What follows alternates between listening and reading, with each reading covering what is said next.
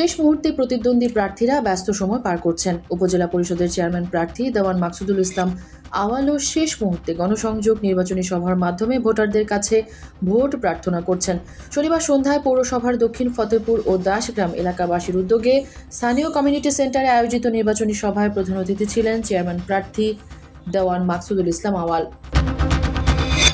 বিয়ানীবাজার পৌর শহরের চেয়ারম্যান প্রার্থী মোহাম্মদ জাকির হোসেন কই মাছ প্রতীকের গণসংযোগ করেছেন। শনিবার দুপুরে শহরের উত্তর বাজার থেকে তিনি কর্মী সমর্থকদের বিশাল বহন নিয়ে গণসংযোগ শুরু করেন।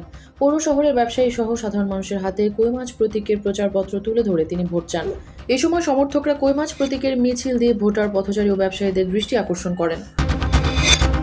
বিয়ানীবাজার পৌর শহরের ভাইস চেয়ারম্যান প্রার্থী সাদুল ইসলাম মাইক প্রতীকের গণসংযোগ করেছেন। শনিবার দুপুর শহরের উত্তর বাজার থেকে তিনি কর্মী সমর্থকদের বিশাল বহন নিয়ে গণসংযোগ শুরু করেন। পৌর শহরের ব্যবসায়ী সহ সাধারণ মানুষের হাতে মাইক প্রতীকের প্রচারপত্র তুলে ধরে তিনি ভোট চান। এ সময় সমর্থকরা মাইক প্রতীকের মিছিল দিয়ে ভোটার, পথচারী ও ব্যবসায়ীদের দৃষ্টি আকর্ষণ করেন। বিয়ানীবাজার পৌর শহরে উপজেলা নির্বাচনে বই প্রতীকের ভাইস চেয়ারম্যান পদপ্রার্থী মাওলানা আবদুল্লাহ আল মামুনের গণসংযোগ সাধারণ মানুষের কাছে ভোট প্রার্থনা করেছেন। শনিবার দুপুরে পৌর শহরে গুরুত্বপূর্ণ পয়েন্টে পথসভা ও গণসংযোগ করা হয়। খনন কাজ শেষে সিলেটের গোলাপগঞ্জ কৈলাসটিলা গ্যাস ক্ষেত্রের ৮ নম্বর কূপে গ্যাসের সন্ধান পাওয়ার কথা জানিয়েছে Sylhet gas fields limited SGFL।